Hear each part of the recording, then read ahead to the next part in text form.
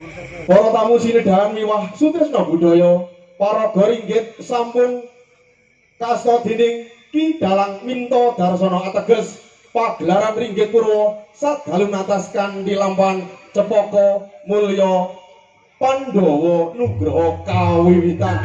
Wilujeng amirsani, wilujeng nguwat sadhalu natas mandya ayu ayu rahayu sagung dumadi.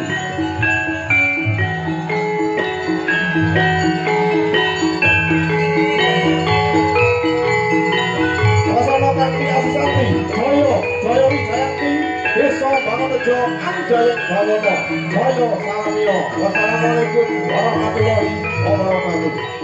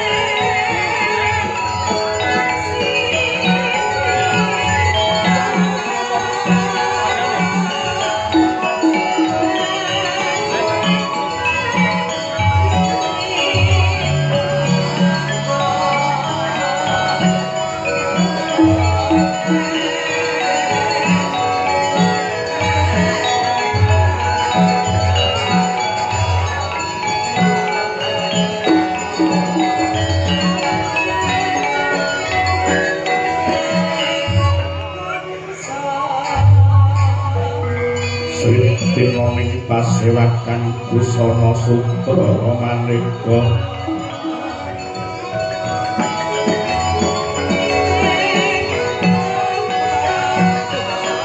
sepados peteng udyono yang panggrangkang sawarokmo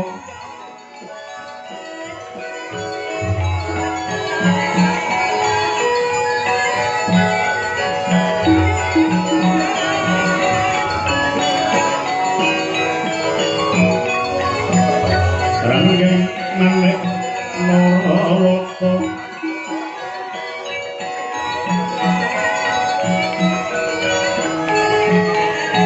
Prabhanya someran nyaring bejo liwaran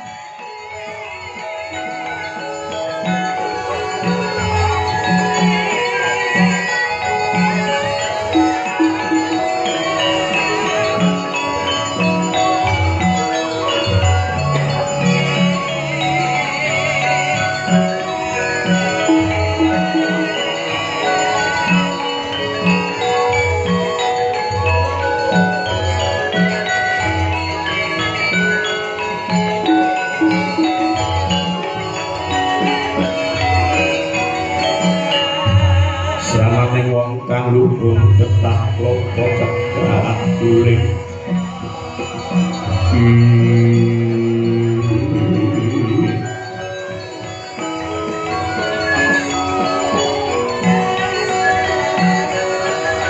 eling nasa lacat miko yen wacana kudu manis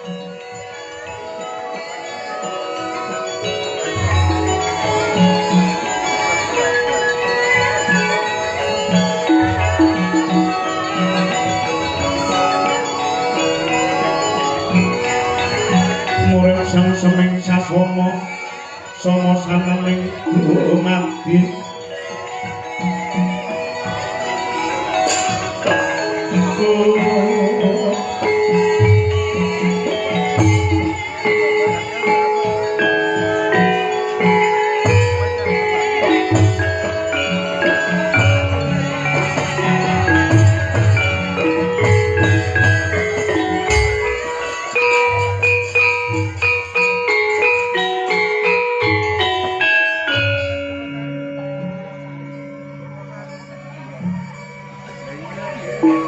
sesanti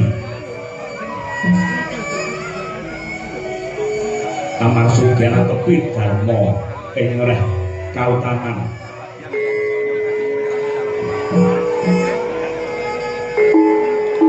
sadurunge dumadi jagat raya kang ana mumbung gumelaring alam suwing ing langit datang tepi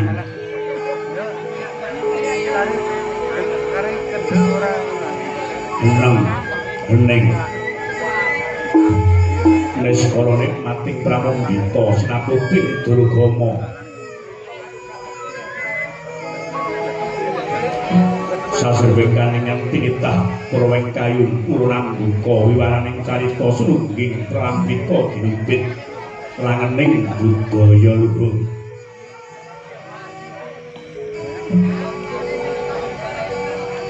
biar padang ana sanepaning agesang suwuh parab Data Pitana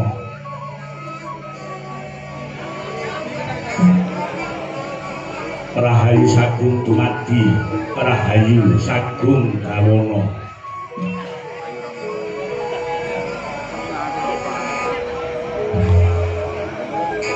Hanawih negari pundi to menika ingkang minangka perwakaning kandha negari satunggal Darpinama Sedasa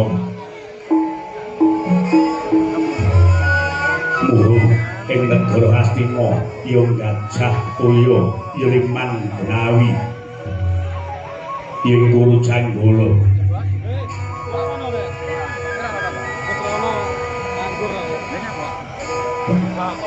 Pantos yen Praja Hastina kinarya prawaning carita karana dumadi saking kula ingkang bebanjaran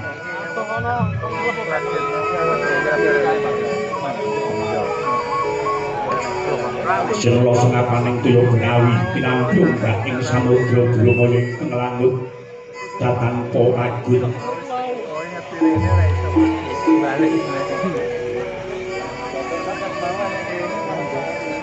pegating paningal kapantok uruting cakrawala waneh-waneh cakriking dhisik saweneh kinebing jurang cerung sira karang kinepung susing tok silawet yang sarang gurun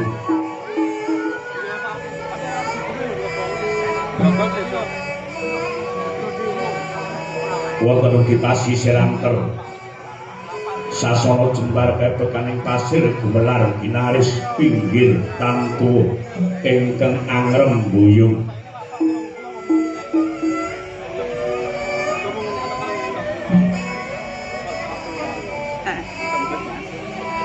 sinten to jujule ing nata ingkang mengkoni bumi Hastina Tirawasana planing dewi-dewi Kiai Tedak Pragusa Buta Raksasa Diwa Wisik Pendhita Keparat Yen Ratu nang ajejuluk nang nggih ingkang ajejuluk Sang Prabu Duryudana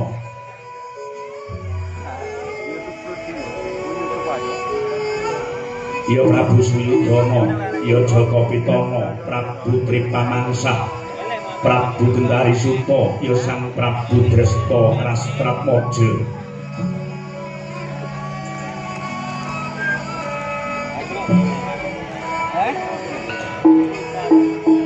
Nujri sajuga Sang Nata miyos snewa king tinggil binatura pelenggah dampar benta ingkang pinalipit ing kencana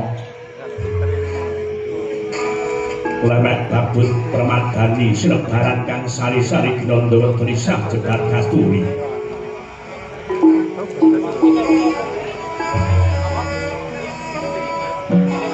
sinten ingkang kepareng lenggah jajar kelawan Sang Nata nenggih menika parampura Hastina Dahyang Drona ya Resi Kumbayana ya Sang Baratwaja Suta ya Sang Dwijawara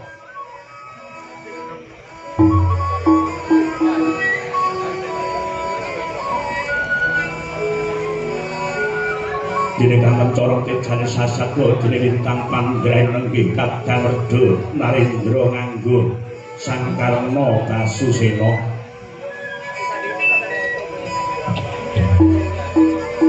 ya Sang Suryatmaja ya Sang Prita Putra ya Sang Arepasuna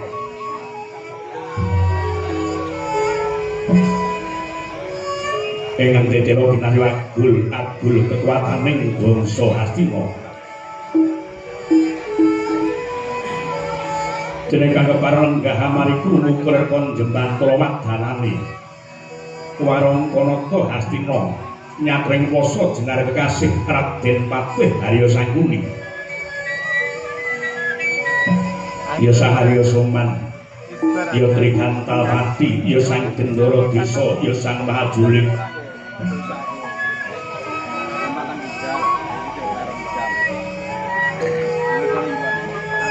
Nadyan wis karadya karanggine kinara Patih Hastina Tetra Sang Patih ledha ulah ngamandaka mila boten manah yen to ringkung dalu anggun caket lenggahe lawan Sang Duminata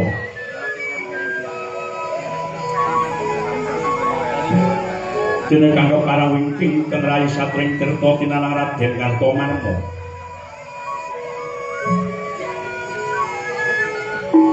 ngantrongake jangga niringaken karna jroning cipta muga ngantu-antu wijring sabda saking Sang Naramati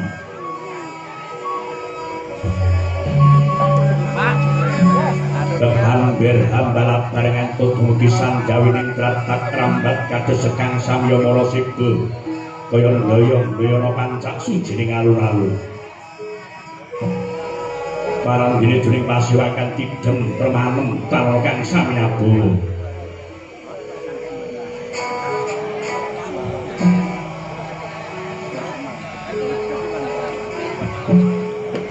sawetawis kang Sang-Nata dereng kawis pangandikane teka kaya mangkono kang citane Wardaya ingkang dereng kawis lisan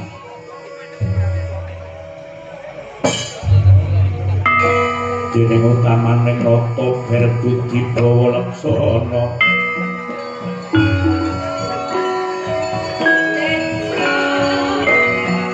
lirik Berbudi mangkono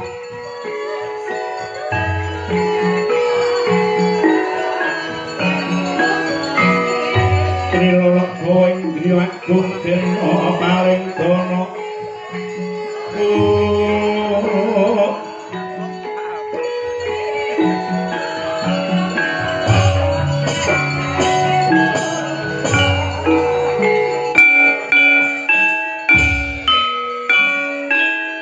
Angge kanjang abang dino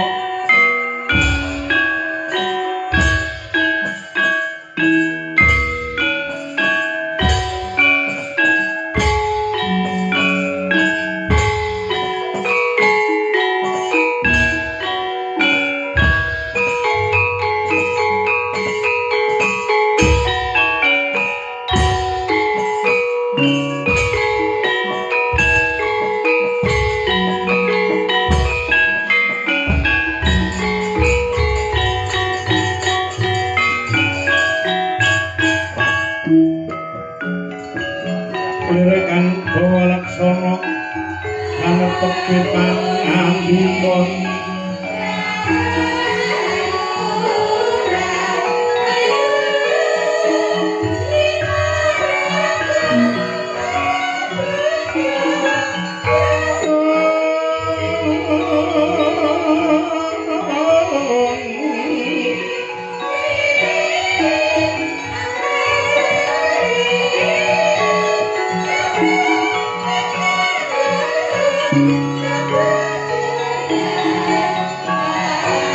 Angkawane tanah Jawa kang padha jumeneng ngaji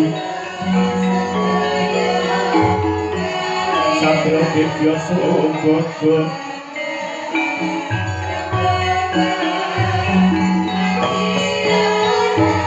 Kang yang terakhir seno pati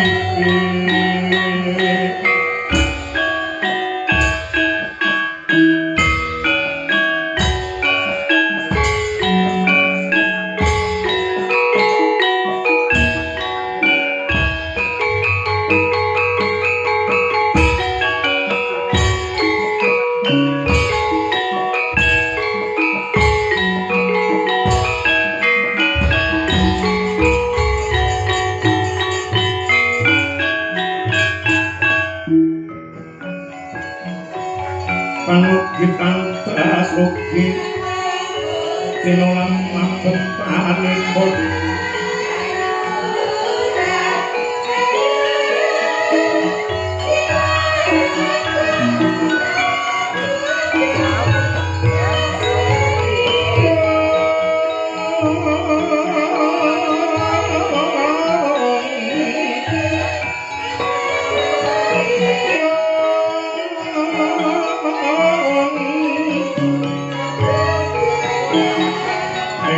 Wasanero enak lancang anangken sejatine tak bisa ngepreti purna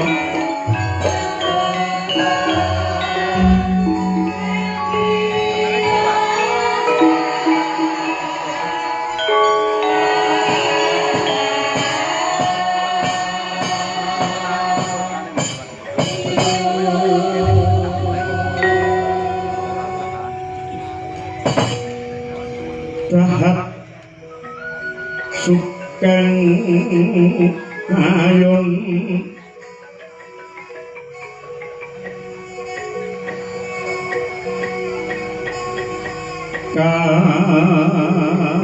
Kayung Yun Kawin Nota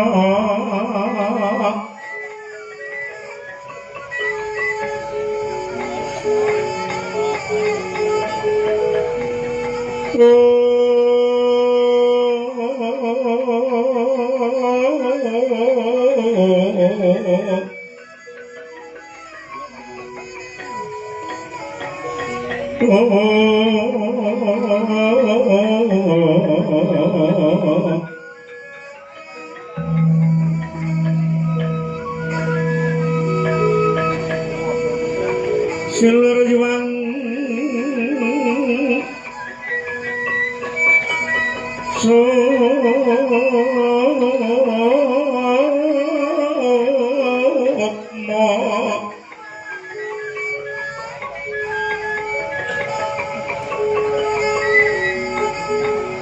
karya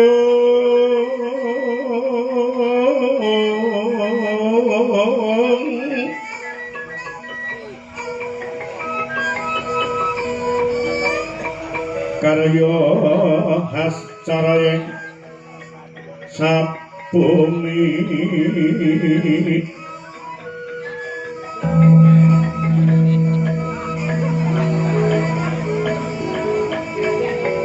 denyo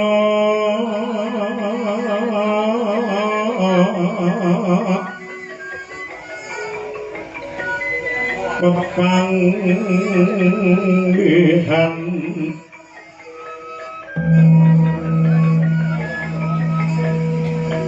sa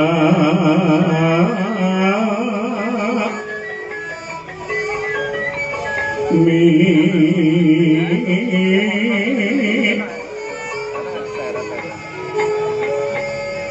manungsuaring harwi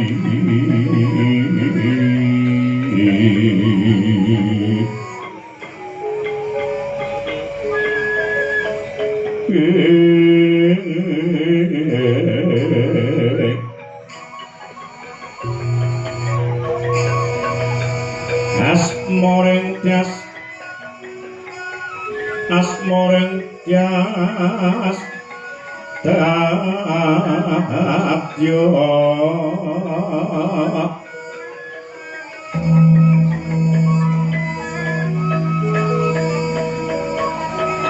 Sri Karongron Hangrarangi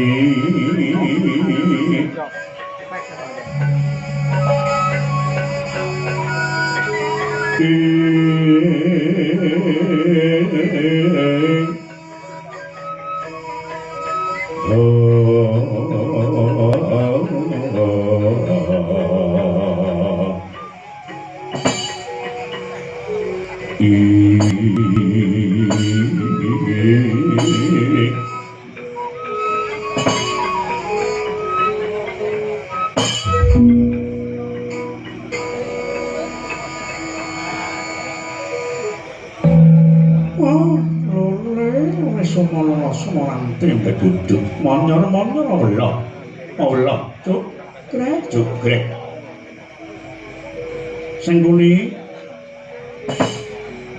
iya ana dawuh mopo Kakang Bayadrona apa kaya ngene iki rakasane dadi kawula cilik apa nikah dadi wong cilik bener wis salah saya sing mara coba pirang pasenan anak Prabu Dana mongke delang bae wis itu kang dawa ana sewakan do negara Ngastina nganti kebatasen nggone padha sapet jagong ana pasewakan kaya ngene iki kedadiane Prabu Darasina digawa nyanyi monggo sak ngertiku uga dawing para luhur Narendra yang medeng sewaka kuwi bisa gawe katentreman ora gawe tintrem kang kaya mengkene iki sing kuwi mengko dhisik Kakang Drona ya sing kuwi kok piye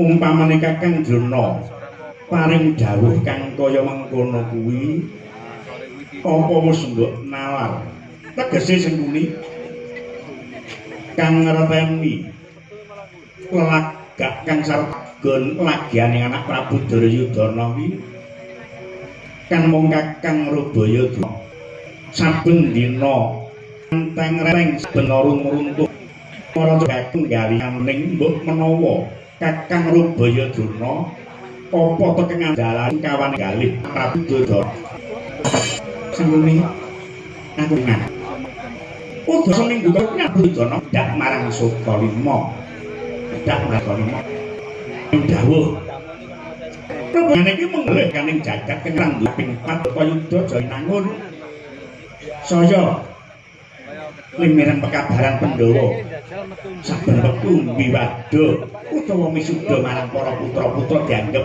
nyusun kekuatan kanggo ngadepi jaganing jagat Bratayuda Jaya binangun. Nah pungkasane sing muni paring dawuh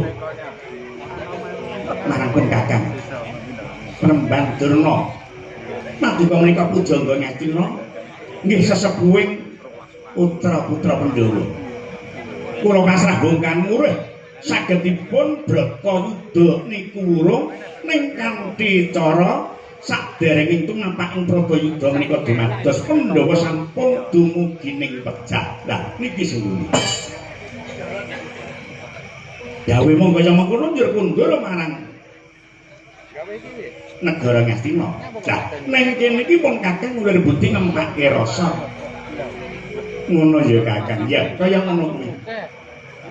Dening aku pinarcaya, aku njur nimbali anakku Bratasena. Bratasena tak kersuwan ing Sukalima. Lalah. Bratasena ki duweni pangarep-arep. Pengen meguru marang pun bapa golek ngelmu sangkan paraning dumadi. Lah, iki kesempatan sing ngene iki kesempatan. Kesempatan piye Kakang? Gandeng Bratasena kepengin golek ngelmu sangkan paraning dumadi dadi dalan niku budi daya mremah matining para Pandhawa. Aku saguh medharke ngelmu sangkan paraning dumadi. Ning kudu ana syarate. Werkudara tak dawuhi ngono. Bratasena saguh. Syarate apa Kakang? Takon golek kanggo susu nyanyim. Ning Gunung Rasamuka. Monggo ning kono kuwi ana buta loro. Sing jaga Rasamuka. Buta loro. Iya. Njur jenenge buta mau. Jenenge buta kuwi mau ora salah. Rok muka karo rok mangkala. Monggo dhisik. Wong tuwa iki le dawuh sing cetha. Roh muka apa rok muka? Rok muka. Rok muka ya Kakang. Mbah, catet aku rok muka. Iya. Bratasena wigih ringa. Jaluk pamit mangku bapak bablas ning gunung Rasamuka. Pedhok buta loro mau. Monggo ning kono ki nek apa-apa, tak apusi. Nek kono jare ana kayugung susu angin. Monggo buta ki padha ngelih.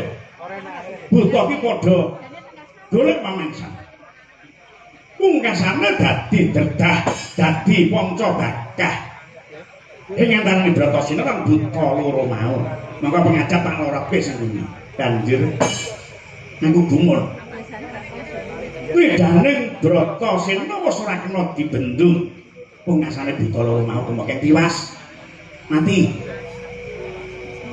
Ilang wujuding buta, bleger sejatining wujud dewa kayangan Bathara Indra karo Bathara Bayu. Dadi Bratasena ora mati, malah diparingi bebungah kang aran Kalpika Gaib Dru Indra. Dadi Kalpika Gaib Dru Indra. Widaya pengawasannya lamun samudra bakalem dening larih. Ing preksama sapa Bratasena ampuh marang bapa ana ing Sukalima karep bangiren ngono. Arep renggosan. Kita kudu nesu cahe are-are. Ya. Tak lus-lus batuke. Sabar yo, Nger, sabar. Kegagalan adalah sukses yang tertunda. Iya. Diawet saka ngantenging rasane Bratasena nggone kepengin entuk nyamusangkan barang. Nutuh marang pun bapa kepiye carane nganggo cara apa bae tetep bakal dilakoni. Tak tuduhke yen kok sejatine srana kanggo gayuh ngilmu sangkan marang kejaba kayugung susu angin si ana srana sing angka loro. Apa Kakang? Takon golek banyu perwita suci ana tenging samudra Minangkabau. Bratasena ya saguh. Lah ya kuwi sing tak gumune ana kono kuwi Werkudara ki ora mikir ning diperintah nang endi wae. Waton sing mrentahke guru ora bakal tindani. Saking mantepe Bratasena bali Metu ibune Kunti Kalibrata ya Kanjeng Jimat pamit karo sedulur-sedulure. Ngerti yang sedulure iki jane tak jlomprongake mau padha digandoli ning Bratasena ora mendeng ubaya, ora runtur saka keguntur. Sawise pamit Kanjeng Ibu, monggo ki mujudake donga sing paling ampuh. Nek wong tuwa wadon gelem dongani marang anake, kuwi bakal dijabah karo Gustine. Mergo ana tembungane, ridho Allah fi ridho waliden, wasuta Allah fi sutil waliden. Apa iki? Ridane Gusti gumantung marang ridane wong tuwa wadon. Bratasena bablas jujuk ana ing samudra. Nang teko pinggiring samudra mau Bratasena ki manyek mangu tegese gek nyemplung gek ora, gek nyemplung gek ora. Monggo kowe digegayuhan kok manyek mangu kuwi cok kala mangsa ora kabul. Ning lek tekad iki bulat kuwi mesti bakal kasembatan. Sajroning Bratasena meneng jrono swara sing tanpa rupa, Werkudara, Bratasena, kowe lewani aja wedi-wedi, wedi aja wani-wani. Nah, wantaking Bratasena disendut tembung kang kaya mengkono. Dheweke eling lek gurune ki Drona, Drona ki ora tau wedi karo sapa-sapa. Sing tak wedi ki ibuke cah-cah tok. Percaya ora? Mula aku ki brengosku jlaprang ning angger seruput. Tembung dewa iki tak mecucu besengut takutku tanpa kepindah. Iya. Banjur sawise rungu tembung kang kaya mengkono Werkudara wis ora slangka. Jangkah nyemplung ana sajroning samudra. Nyemplung blung. Tomong sepala. Jangkah meneh panggah sapala. Kok jerumun kira jajak-jajak. Jeru. Ya sok-sok jenenge segara kene sing jeru nek sing cetek. Ora kali nek dhek iki ngumbul Kapika Dru Indra. Bareng saya menengah. Ngerti menengah? Menengah. Saya nengah. Kok grenjel apa iki? Dadi nek wis grenjel iki bayar pira-pira ngono ki aku wis ora enak. Tak gambarke kaya ngono. Lek ku nyangoni Bratasena kaya ngono iki. Lek wis petuk grenjel-grenjel gak aja srangka. Tutupno bablasno. Bratasena. Grenjel-grenjel mau dicekel. Dicekel. Nah kok saya gedi.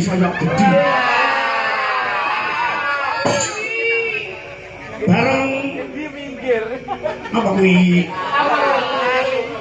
ngerti sing iki wujuding ula aran ula nembur nawa dadi dredah perang antara ing ula nembur nawa kelawan Bratasena ginubet ing ula ginulun ing alun nganti kentikan daya pangaribawa nganti ra duwe krekat lan duwe daya lan duwe semangat. Lepancen lan semangat ya leren dhisik ngerokok ngopi golek 10 tandangi meneh. Werkudara ya ngono kuwi. Bareng wis 10 tenagane sing kuwi cinandak kang stane taksaka tinuwak kang tutuke karo kuku Campanaka. Campanaka. Padha sakala nembur nawa tepekaning tiwas dadi banjir getih. Dadi kaya segara getih ilak ning nembur nawa sengguni ana cahya gumono ana bocah bajang. Nah kok Werkudara malah cethuk guru sejati mongko aku durung tau cethuk malah Werkudara wis cethuk kaya ngono ki lek kowe nuduhke ora iklasku dadi guru ning Bratasena mekasan aku bisa nuntun Bratasena bisa petuk lawan guru sejati monggo dhisik.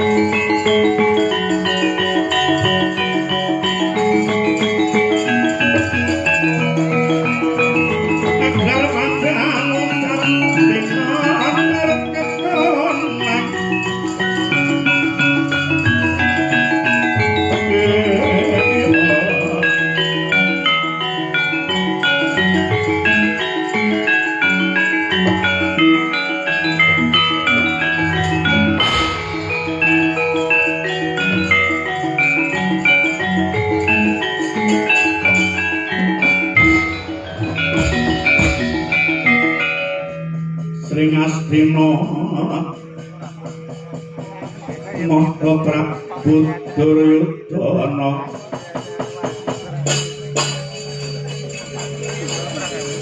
nang dikodo nyayogara dan karekene sigra araya senan jujuk kang iwang ono sono mengenali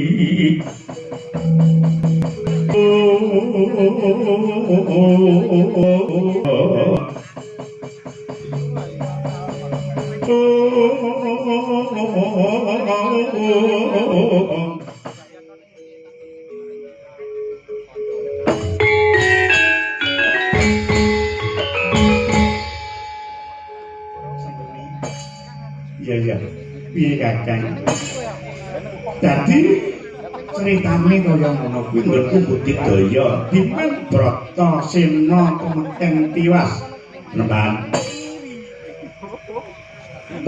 Sukalima Dahyang Drona mboten sisah dipun lajengaken anggen paduka nyritakaken dongeng perkawis Bratasena kula ngertos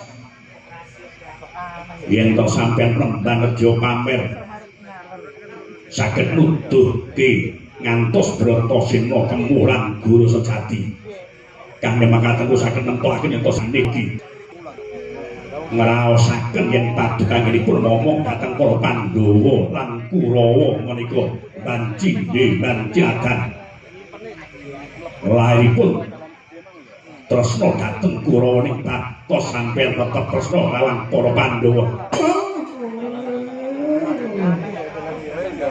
Samangga tetep mangan-mangan wilayah sukret. Andeng-andeng menapa yang dicoba malah.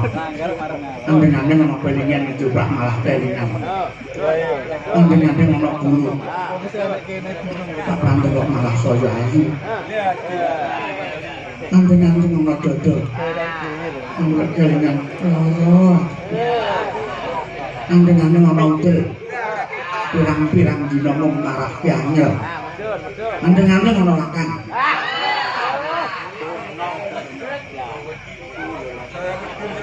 Wes. Kurang sitak sendiri. Napa? Anting-anting ana bakal. Udel. Nuwun sewu nggih, Nger.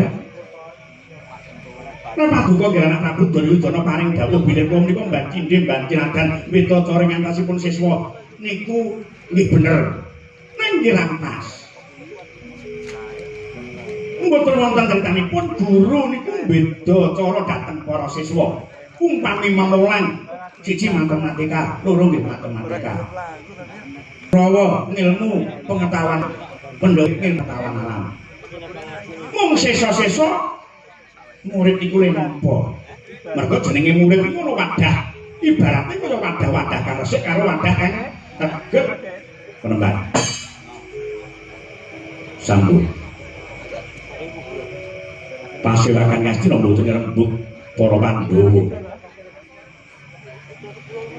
Cobi maraosaken kebaking panandang Ngastina kados dene kabah kang dening teri. Lampahipun kawula gasih. Enjing sakit sambugidah.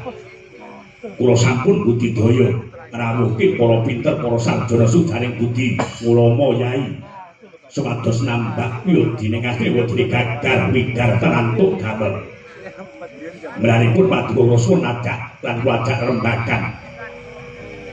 Dus pundi caranipun supados enggal waluya jati kateman jati satemah mulya kados winyun. Coconan tak direpin netat. Kemajak Adi netra kocak koncara andir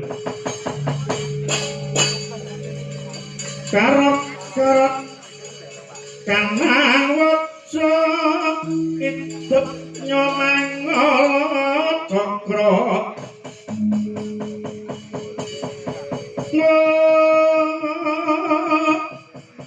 Wadananira maranang yen sinarawat prang segedhing bal mijil kahanane tuhu sangesmu Bathara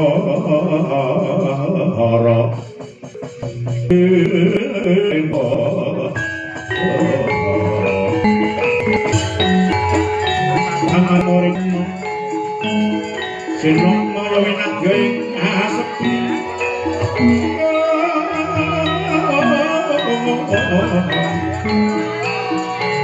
Swing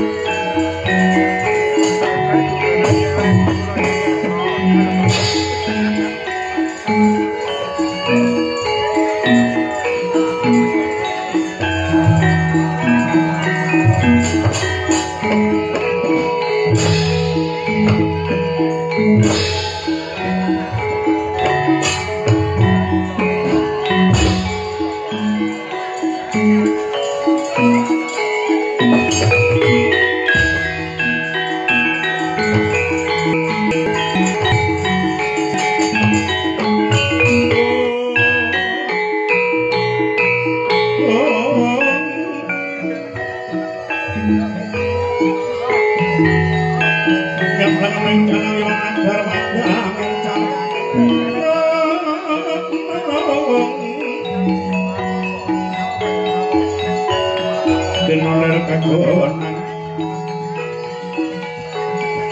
sorong-sorong petang kadang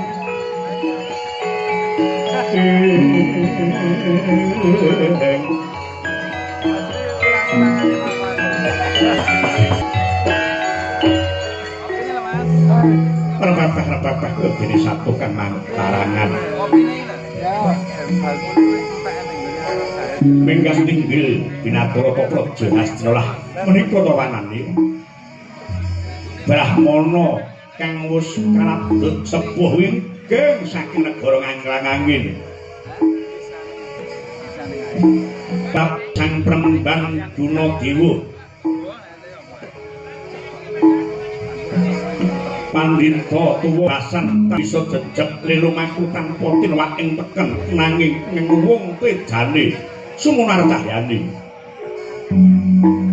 ngabiyantara ngarsane Prabu Daryuda lan padodok asose doan hangika padha ngengklongke jangga cinyak kang sami sumewa ririh kang dadi pemendikane Prabu Daryudana mangkana kang dereng kawiyasa lisan